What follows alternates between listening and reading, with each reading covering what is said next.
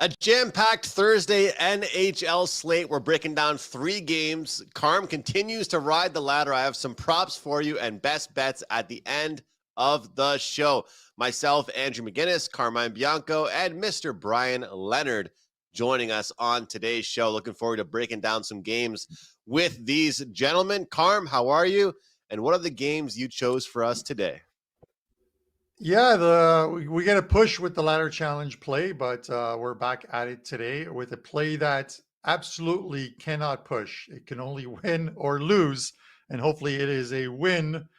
Yeah, we're going to talk Nashville in Florida. Florida's first game back after traveling almost 11,000 miles on a 5-game road trip that took them to Finland. And then we're going to talk Buffalo Sabres and the New York Rangers.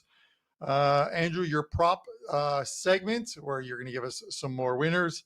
Then we're going to talk about a revenge game, rematch of the first round of last year's Western Conference, Colorado and the Winnipeg Jets, the hot Winnipeg Jets, 12-1. The ladder challenge play, our best bet segment. And then we're going to close it out. And hopefully we can give you some winners or some actionable info along the way. Joining us, he's back from Arizona where he picked up some spring training. Welcome, Bryan. Just give us a little bit of info on your trip before we get into this Florida game. How is it out in the desert? Yeah, it worked out really well. They had the First Pitch Arizona, which is basically it's a fantasy baseball symposium with some of the smartest guys in the world there. And I was able to pick up some answers to some of my questions I wanted. I was probably, I won't say the only one, but one of the few sports bettors there. So most of my information was based on what I wanted to find out was a little bit something that we could use for baseball season. I picked up a few of those things that worked out well, but I was a little bit surprised. People who play fantasy baseball are not sports gamblers. If you got that kind of information, especially with the props now and all, I would expect more of that. But yeah, I got to meet a lot of the guys I respected and listened to their podcasts, and I gained a few. So I'm looking forward to next baseball season. Yeah, you always do well in baseball, and I think it's a lot of it, Bryan, has to do with the fact that you do attend spring training, whether it's in Arizona, whether it's in Florida. So kudos to you. You put in the work, which is very important. And to your point, yeah, it translates into other sports like fantasy football. A lot of guys who do fantasy football stay with fantasy football and don't actually bet the games. They bet the players and do extremely well with it. But let's get to this first one. Florida minus 200. The Nashville Predators plus 170. The total sits here at 6, shaded to the over, minus 20 cents. And as I mentioned, a 5-game, that Florida road trip, 5 wins in a row, I think it is, 10,600 miles. This team collected those Aero Miles points for sure in that one. Now they got a 5-game homestand. They're going to play 8 of their next 10 games at Sunrise Arena. And I watched some interviews with some of the Florida players when they got back, and specifically one of them with their head coach, Paul Maurice, Bryan, and he talked about, he goes, we logged a lot of kilometers or a lot of miles. He goes, he's done this before where he had to take one of his teams that he coached before to Europe. He goes, when you come back, he goes, the guys are hyper, ready to go, fired up to get on the ice. And then that first game comes and there's like an energy lag, he said. And he goes, it's trying to manage the team through that energy lag. He goes, that which could last a week. Does that come into your handicapping now? I know we talked about it before the trip, but this is a Florida team that's playing extremely well right now. Second best record to the Winnipeg Jets, and they're playing a Nashville team that's clearly struggling. Does this factor in at all the fear that this team may not be able to come out of the gates firing like they did prior to coming back? Yeah, you always have to take that into account. It's sort of like baseball coming out of the All-Star break, NBA second half of the season, teams haven't played. So you do have to take that into account. From the Pred standpoint, they've completely overhauled their team from the offseason. They're having major problems trying to find the right fit. 4-8-1 is their record so far. They've been outscored by 13 goals. 9 out of 13 games have been at home, so it's even worse than what it looks like on the outside. You take a look at their expected goal share, it's at 47.78. Just won't get it done in that regards. And it's also a poor scheduling spot, having played 3 games in the last 4 days, including losing last night in Washington. We used the Capitals yesterday as a rare 5% play, and it worked out well for us. This is also a club that will be on the road for 7 of 8 games, so they need to turn this thing around and do it quickly if this Nashville team is looking to get to the playoffs and all the signings they did in the offseason. That would be at worst for them to make the playoffs. So we're going to pay a lot of attention to Nashville here in the next week. Florida has played, as you mentioned, a lot of hockey the last 2 seasons, making it to the finals the last 2 years. That could be a concern later on in the season when depth becomes a factor. It hasn't really cost them as of yet. Right now, they have a 9-3-1 mark and sit at first place in the Atlantic. Florida has a 50.89 expected goal share on the season, but only 5 of their 13 games have been played at home. So they're even better than what their numbers say. I know they're not fully staffed right now, but they're getting guys back. And this is a team that's very good. Now, as you mentioned, this is the first game back to the States after taking on and sweeping the Dallas Stars. That was key for them to get that sweep there. So they should be fresh with the last 4 days off. But as you said, the long flight does make a difference. And they also play 5 straight games at home, as you mentioned. So it's an opportune time for them to bag some victories here if they got the legs tonight. The opening line opened at 180. Now we're seeing 195, $2. That's a little bit too rich for my blood. If Florida would have been in the States and they had the schedule, I would have played them. But as you mentioned, you never know what you're going to get out of these teams coming back from that long layoff. So I like Florida, but I'm not willing to lay this number. I get it, Brian. I want to see this team, so I'm staying off the side in this one before I go to Andrew. And you talk about bagging victories. I would be remiss if I didn't mention you bagged a 5% winner yesterday with the Washington Capitals. So congratulations on that one. Andrew, I'm taking the over 1.5 in the first period here, mainly because we'll see whether there's a leg from this Florida team, but they're also a Florida team that are 10-3 to the first period over this season. So it is a number that has been, or a prop that has been profitable if you've been blindly taking Florida overs, and it's only minus 130. We'll see what we get out of Nashville. Looks like it's Wedgwood in goal tonight for Nashville after Saros started yesterday. Thoughts on this game? Carm, my thoughts on this game are pretty much exactly what you just said. So way to go, man. We're on the same page. So we're on the same pick, and over 1.5 first period for me. Look, there was a time and place where 1.5 overs in the first period was a trendy bet, but at one point people would look at you weird.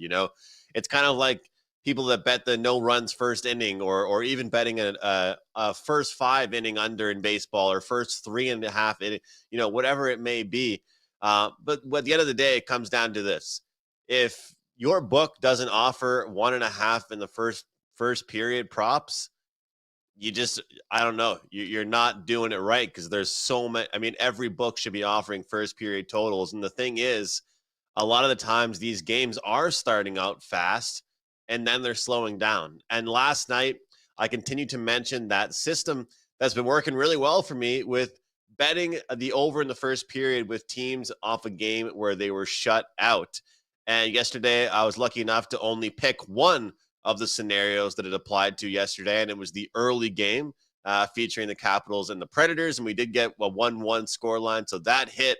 And I know this is not one of those scenarios where a team got shut out, but as you guys have talked about extensively, you've got the Florida travel pathway for them right now. And although they're at home, they've done well at home. There's definitely a lot of travel mixed in. Then you got a Nashville team that's just absolutely gutted right now. I tip my cap to Bryan for that 5% yesterday because, it's an example. I said yesterday on the show, it's an example of what's a team doing for me lately versus what's a team doing that we thought was going to be doing this whole season, right? And that's what I said yesterday. And I didn't listen to myself because, this is a team that right now, yesterday, expected goals, according to Money Puck, 3.49.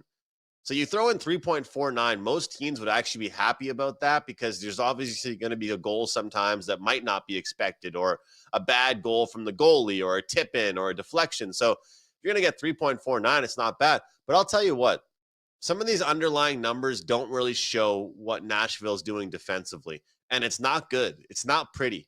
If they didn't have one of the better goalies in the league, guys, and I think UC Saros is very underrated, and they've got a good duo as well there, it could be a hell of a lot worse. His expected goal numbers are anywhere between 4.5 and 6 for this Capitals team that played yesterday against Nashville. It's not good. But yeah, like you guys talked about, Florida right now, they're a team that I don't want to step in front of. That's for sure. And as Brian mentioned, the number based on the opener has only gone up, and nobody's going against this Florida team. I don't have it in me to take Nashville tonight, but I'm going to take the over 1.5 in the first period. And I will say this, guys, things don't get any easier for the Predators. When a team is in a losing streak, we think about when the Avalanche started off their poor season, right? Who did they have in a row? They had the Sharks, they had the Ducks, they had the Kraken, who weren't playing very well. They were gifted a weaker schedule in front of them to get back on track. Things do not get any easier for the Nashville Predators. And there was a quote from Barry Trotz, the GM of the Predators, that after picking up Marchessault and Stamkos in the offseason, guys, he was on a radio show local in Nashville, and he said, "I'm trying to do some things right now. We'll be limited because of contracts, but if we don't get things going, then I'm going to start our real rebuild plan." And it's crazy to say that here on November 7th, a GM talking about a real rebuild plan. But if you're not even floating around 500 at this point, it does not look good for a team with as many superstar players that they have. So that's my long-winded way of telling you, Carm, that I agree with your first period play. Yeah, Andrew, we talk about coaches, and I should be the last guy who talks about coaches because I tried to fire Pat Maurice about 18 times over 2 years, and he won a cup and made it to another cup final. But you wonder if they continue to struggle, is Andrew Brunet the scapegoat? Do they look at it that last year he plateaued in getting the team having a great final month of the season, getting the team into the playoffs? Is that it? Like, do they can him? Because we've seen coaches on better teams get canned. Cue the Edmonton Oilers last season, and look how they turned around their season. But a lot more stars on that team, obviously, than the Nashville Predators. But you have to think about the money that was spent, and they're underperforming. Does he have a short leash? Because we're 13 or 14 games into the season. Thoughts from either one of you guys before we get to this next game? I have thoughts, but mine are regarding to the players, the guys that went out and went to that team expecting them to be a contender, and now you're coming out now and saying maybe we need to do a rebuild. What about these guys who just went there and risked their futures on that team, and now they're going to a rebuilding situation? It's not going to look good to those guys. No. Well, my instant thoughts, Carm, is kind of like what just based on last night's game that I watched, because I'll be honest, I only watched the last 10 or 15 minutes of it. Why are coaches pulling the goalie with 1 minute and 10 seconds to go in the game? Okay. You tied the game and a goal was called off. They had like a 5-minute review. All hope was lost on the bench.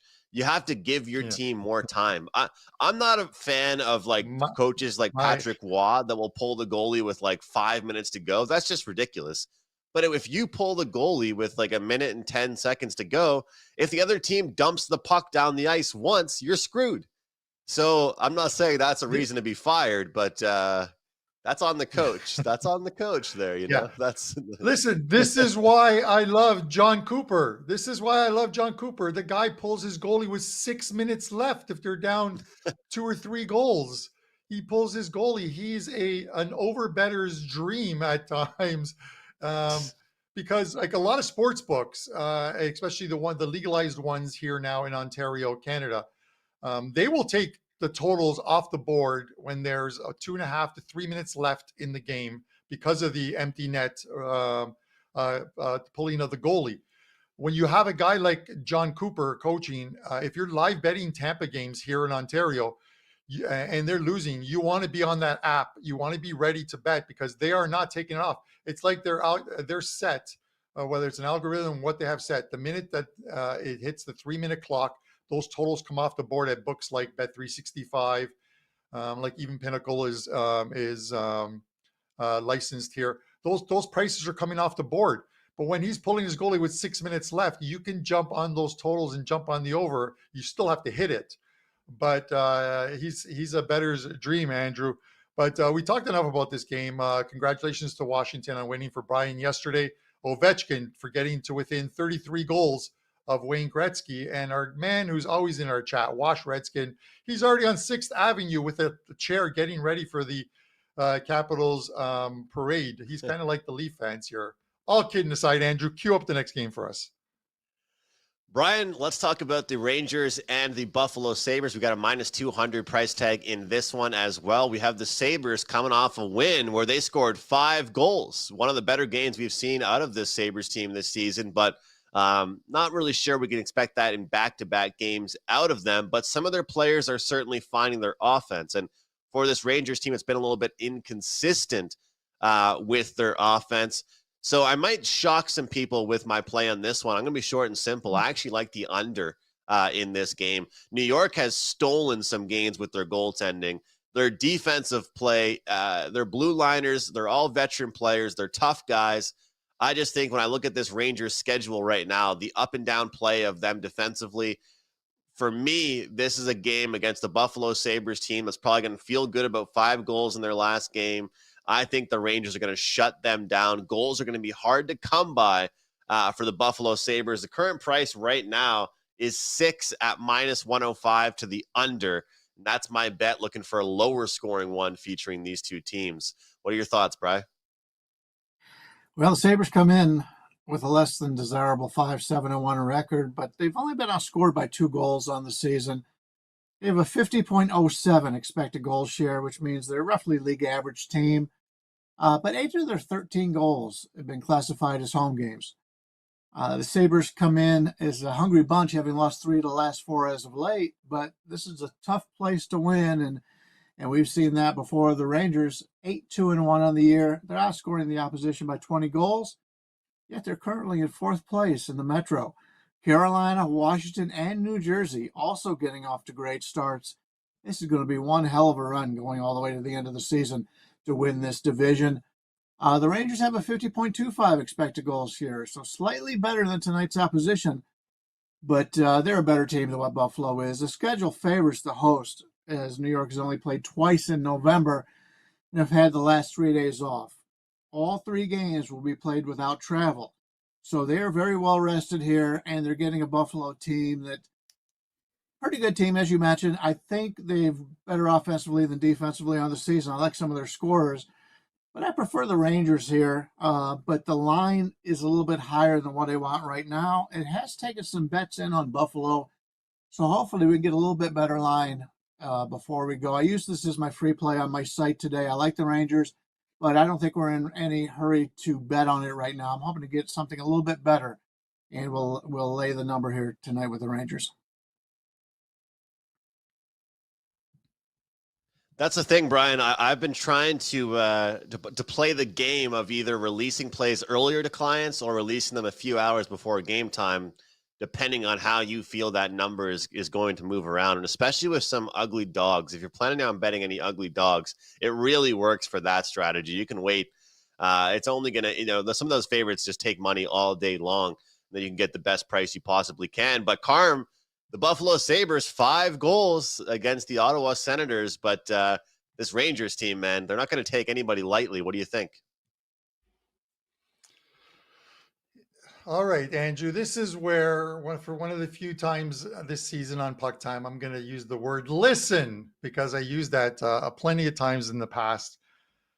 The price doesn't bug me here. Keep betting the Rangers. Keep pushing that line up, and I'll tell you why. I'm going to take the Sabres tonight in this one. They're plus 165, plus 170 at some books. This play is goalie dependent. I always talk about plays that I will not take the play if it is a different goalie. Shesterkin is confirmed for the Rangers, and we all know I'm a big Shesterkin fan. But right now, if it's Pekka Luukkonen in goal for the Sabres, I saw last year where he got hot and carried the Sabres for a couple weeks. And Andrew, he's getting hot. 5 of 6 games for Luukkonen. He's allowed 3 or fewer goals, but it's actually better than that. 4 of 6 games, he's allowed 2 or fewer goals. The Sabres don't get intimidated going into New York. 5 of the last 7 games between these two teams overall have gone to overtime. Last year, they went into New York. They beat them in New York and then took them to OT in New York before losing that game at Madison Square Gardens in OT 4-3. The Sabres are a live dog here, and I'm taking the price with them. So you give me the Buffalo Sabres plus 165. But again, this is a goalie-dependent play. It has to be Luukkonen in goal. If it's Devon Levi, however you want to pronounce his name, I am off the play, because then the Rangers become probably about minus 220, minus 230. The line is where it is, as high as it is, because Luukkonen is playing well right now for the Sabres team. Plus 165 if Luukkonen's in goal. No play if it's any other person in goal. It could be Dominic Hasek in goal, but I still wouldn't take it because the guy's like 60 now anyway. So with that said, Andrew, am I nuts here on this play? Or give me your thoughts. Am I nuts on this play? And then I want you to jump into the prop segment to keep this show moving along.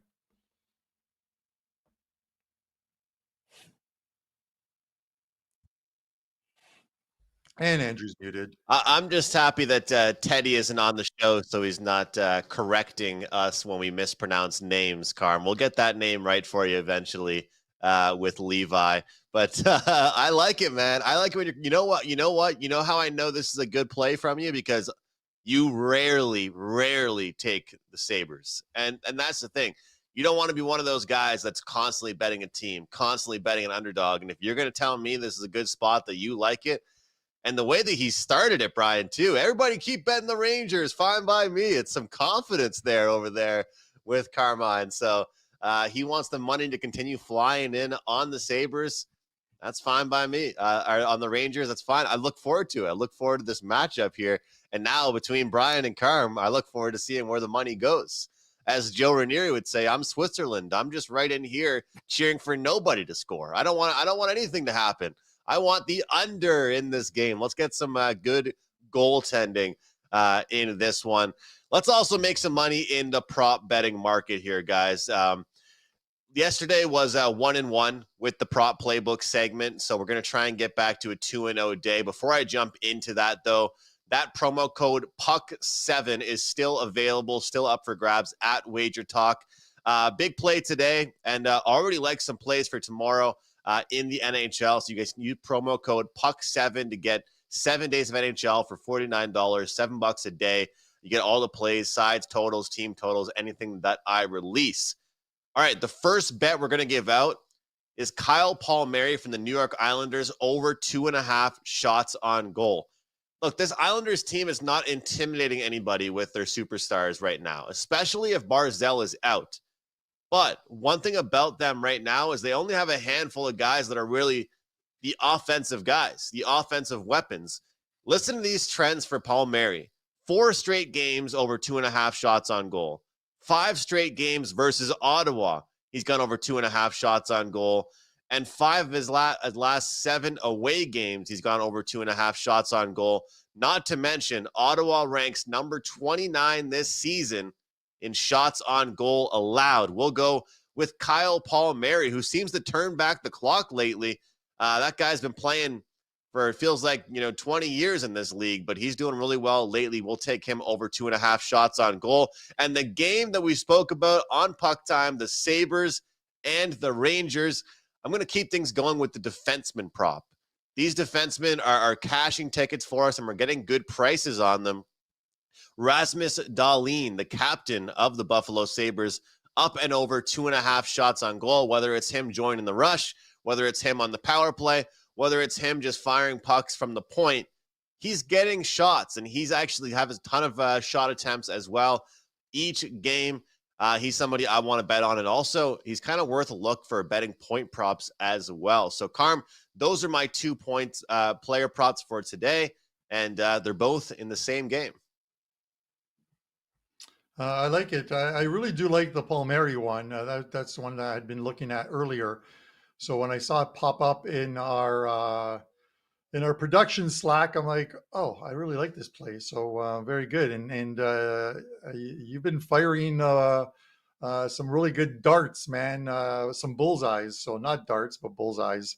You've been hitting. So I hope that continues. Just like I hope Pekka Luukkonen's record against the Metro, where he's 17, 10, and 6 versus the Metro, 291 goals against average, 907 save percentage. But I digress, Andrew. I'm really pushing this Sabres play tonight. I won't have any money on it. Probably a couple pizza slices on it. It is not a client play, but it could become a client play, Andrew. But with that said, let's give you a break. Let's give me a break, and let's send it over to Bryan. Winnipeg minus 140, 12-1 for this Winnipeg team, playing Colorado plus 120. We know what happened in last year's playoffs. This Jets team averaging 4.77 goals per game. Absolutely unbelievable. This team, what they are putting up. And if you think about the over in this game, think about the fact that it's going to be Georgiev in goal tonight. He's confirmed 4.62 goals against average, 822 save percentage. How this guy, there's something wrong with him.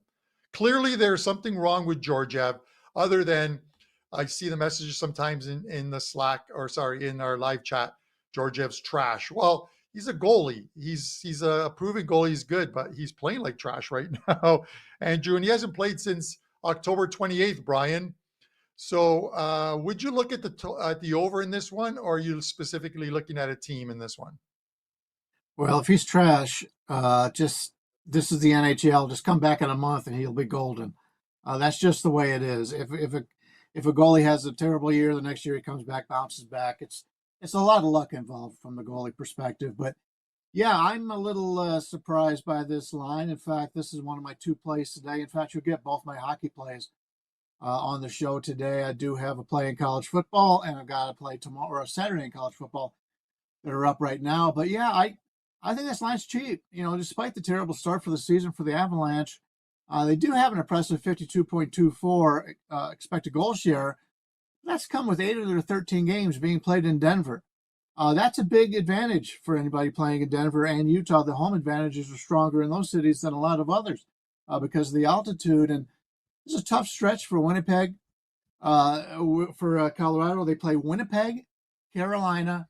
They've got Nashville revenge for a loss just a few days ago, and Los Angeles, and then the red-hot Washington Capitals on deck. So this is a situation for Colorado where luckily the last 4 of those games were all played at home, but very much like Nashville that I talked about earlier, I expect Colorado to be there at the end of the season, and all they have to do is make the playoffs with the talent they have. But still, you don't want to put yourself in such a position where you've got to win like they did last year. In fact, you remember that at one point they were just sniffing the playoffs. But it's a situation for Colorado that they've got to play better than what they have so far. You mentioned Winnipeg, terrific start to the season, 12-1-0. Got a 53.76 expected goal share. They own a net 40 season goal advantage on the Avalanche. 40 goals better than the Avalanche on this season. Jets are in the midst of a 4-game homestand with Dallas coming here on Saturday. In the long run, Colorado, as I mentioned, they'll be a major contender in the Central. But right now, they just haven't performed well at their usual level. Injuries and bad play is one of the reasons. As you mentioned, one of the goalies they were expecting to do well this year has been horrendous. This number's too cheap to not play the favorite. I expected something at least in the 150 range. I'll play Winnipeg here. They're just playing so much better than Colorado is right now.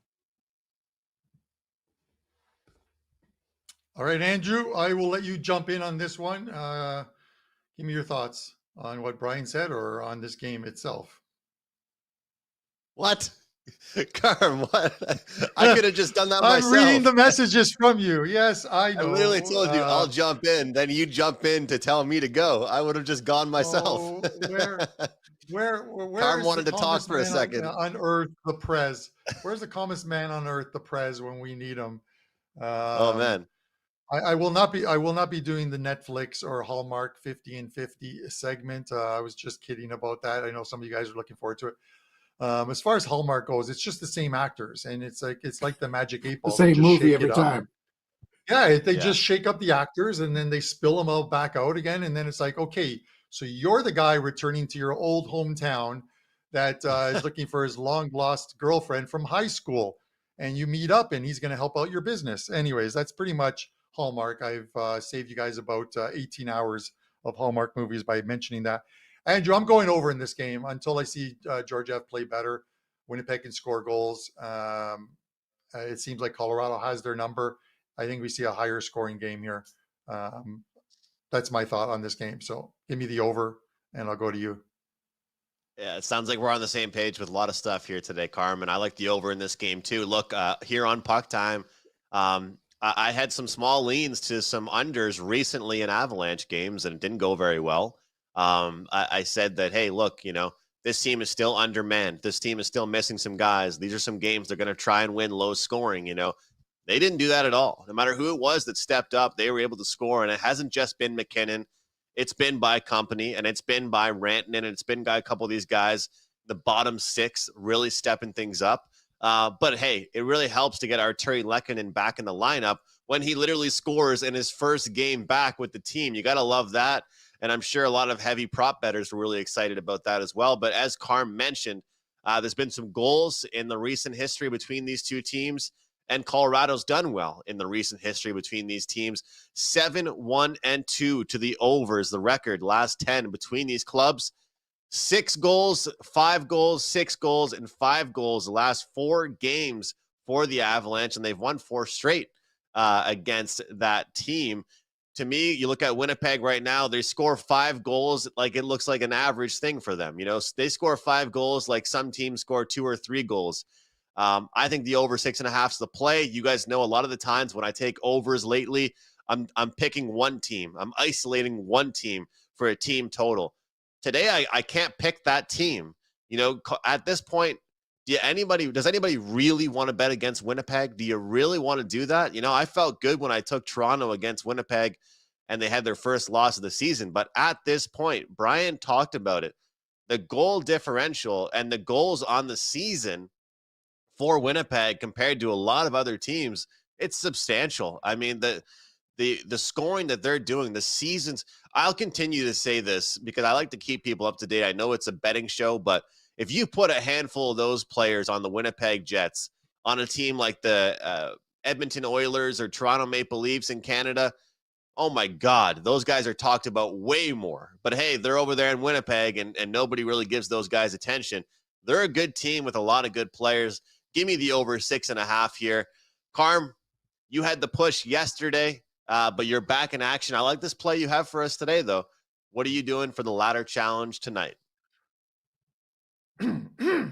Sorry, clearing my throat for this one, and just replying to some people who asked about Cale Makar.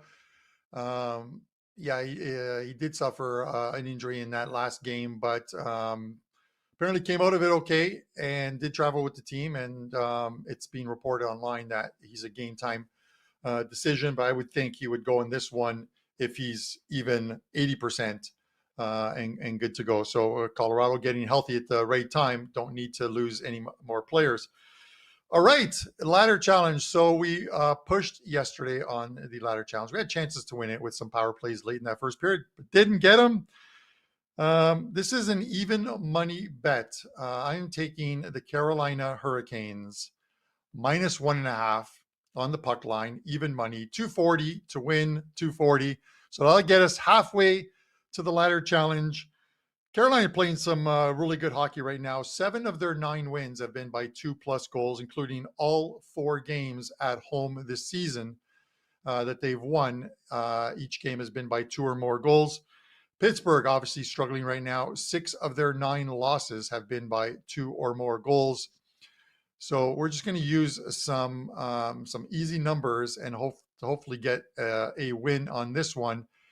And we know Carolina's a very good team, so they're going to win at home. Come on, guys, let's get to step 3 of this ladder challenge. Carolina Hurricanes -1.5, even money. 240 to win 240 at 480. One more play will get us over that hump and cash a ladder challenge play. Thoughts, boys? Thoughts are the Hurricanes are playing well right now, Carm, and the Pittsburgh Penguins probably won't be able to deal with the speed the Hurricanes have. And the Hurricanes are healthy, which is a big thing for them. They haven't been healthy for quite some time, which is nice to see for them. And, you know, Brian, everyone thought the Hurricanes were going to take a step back, and all of a sudden this team is just flying around the ice, looking pretty good this year. So that Metropolitan Division is a bit more competitive than some might have thought it was going to be, at least with the top 3 or 4 teams. I think you were mentioning that earlier in the show.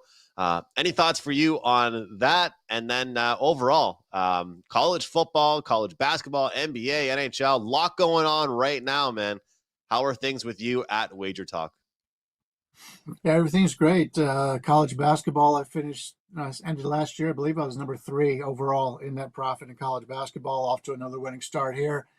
I have no opinion on his play. I don't like to lay 1.5 in a hockey game or in a baseball game. I prefer to play the money line, but I understand that it's high, and he's trying to limit that exposure. But yeah, I've got the 2 plays I've got up in college football. One tonight. We've done very well on these weekday plays, and then one early game for Saturday. As I mentioned, we've got the 2 plays up in hockey today. Winnipeg, you've got that one. And this was going to be my best bet on the show here. I don't understand this line. Calgary at Boston. The Flames are 7-5-1 on the season, -2 goal differential. Got a 48.71 expected goal share this year. The last 5 losses have come against Edmonton, Utah, decent team, Vegas, Winnipeg, and Carolina. Winnipeg and Carolina are probably the 2 hottest teams in hockey right now.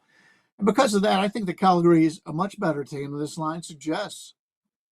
This isn't the same old Bruins club that we've seen in the last few seasons. They're 6-7-1 on the year with a -12 goal differential. As for their expected goals, Boston comes in at 49.84, only slightly better than the Flames. In fact, Boston's yet to beat, check this out, they're yet to beat any team that currently has more wins than losses. They split against Toronto, a team that's 7-5-2. That's 7-7. So they've yet to beat a team with a winning record all season long. Calgary's a better team than what a lot of people think. And with any type of scheduling advantage here for Boston, I think there's no way Boston should be favored in this price range. Give me Calgary. I would, if you'd like to take the plus goal and a half, that's fine with me also. But there's no way this Boston team should be this high up. They're not the same team as they've been in the past. They're only 4-3 straight up at home, and we saw last year they really slumped at home. They weren't nearly as strong at home as they had been in previous years. I got a nice, good price here on Calgary. I think they're like a 160 range, plus here against Boston.